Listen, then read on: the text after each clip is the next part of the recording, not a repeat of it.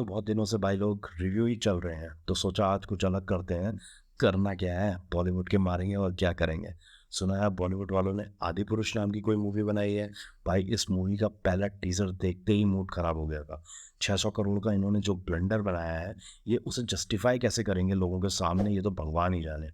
इसलिए ये मूवी देखने का मूड तो पहले से ही नहीं था। फिर उसके बाद मेरे कानों में इस मूवी के डायलॉग पड़े, एंड आई अश्योर यू, ऐसा लग रहा था जैसे किसी ने कान में गरम गरम सलाखें डाल दी।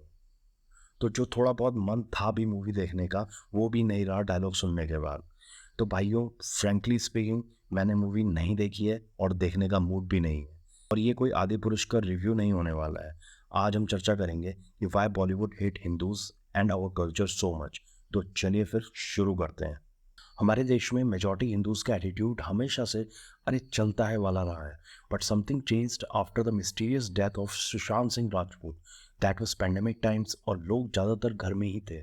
और तब एंट्री होती है वेब कंटेंट की। लोगों ने एक्सप्लोर करना शुरू किया और तब लोगों को पता चला कि सेट मैक्स और जी सिनेमा में जो साउथ की सी ग्रेड मूवीज़ हम नॉर्थ इंडियंस को दिखाई जाती है, एक्चुअल में साउथ की मूवीज उससे कई गुना ज़्यादा बेहतर होती है। और यहाँ से बॉलीवुड के पतन की कहानी शुरू होती है। पिछले 70 साल में एंटी हिंदू एजेंडा जिस तरीके से बॉलीवुड ने इंडियन सोसाइटी में स्प्रेड किया, ये एक केस स्टडी के रूप में कॉलेज में पढ़ाया जाना चाहिए कि कैसे अपने नैरेटिव को लोगों के दिमाग में इस तरीके से इंजेक्ट करो कि आपका नैरेटिव ही लोगों को सच लगने लगे। और ये काम 1 या 2 दिन में नहीं हुआ है। बॉलीवुड की वामपंथी लॉबी ने इस नैरेटिव को पिछले 70 साल से धीरे धीरे लोगों के दिमाग में बैठाने में बहुत हद तक सफल हुए हैं। हिंदू स्पेशली पंडित एक धूर्त आदमी होगा और दूसरी तरफ मौलवी साहब एक बहुत ही ईमानदार और हमेशा सबको इंसानियत के बारे में सिखाने वाला बंदा होगा। It was easy to make fun of Hindu faith. Even as a kids we use to make comments like Krishna Leela, character deela. Where do you think we all learn that? All thanks to Bollywood movies.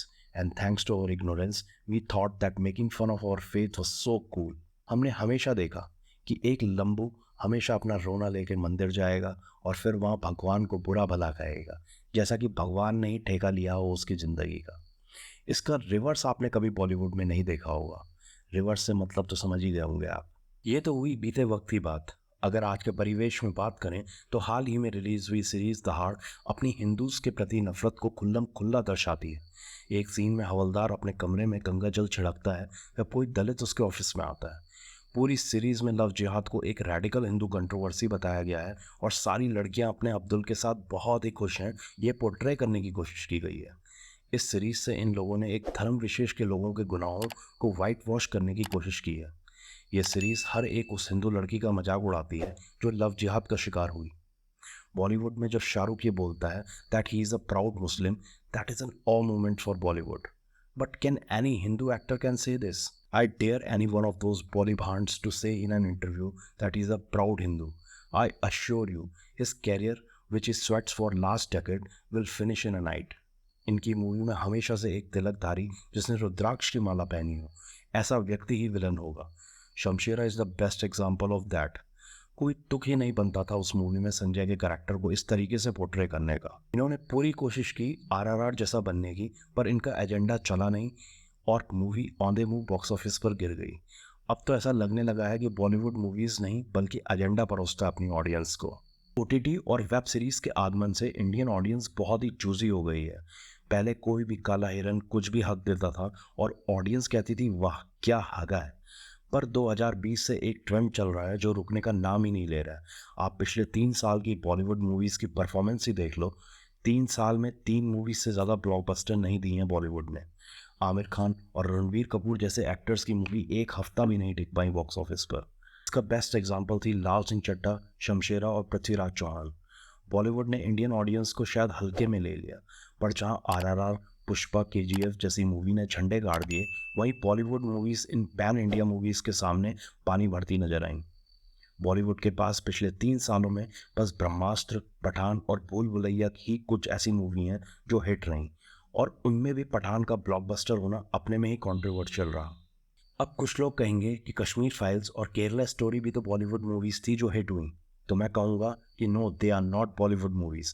They are independent cinema which was boycotted by Bollywood and its ecosystem, so they don't belong to Bollywood. पर अब कहीं ना कहीं बॉलीवुड भी अपनी tactics change कर रहा है by making movies which can target majority Hindu audience. Now they are packaging their agenda in the form of movies like Adipurush. Ramayan के कैरेक्टर और कहानी को जिस तरीके से डिस्टॉर्टेड वे में इस मूवी में दिखाया गया है, मैंने कभी नहीं सोचा था कि बॉलीवुड इतना नीचे भी जा सकता है. इन लोगों ने अब हमारे धर्म ग्रंथों और हमारे इतिहास को भी टारगेट करना शुरू कर दिया है. फिर भीख मांगते फिरते हैं कि योगी जी आप ही ये बॉयकॉट को ख़त्म करवा सकते हो.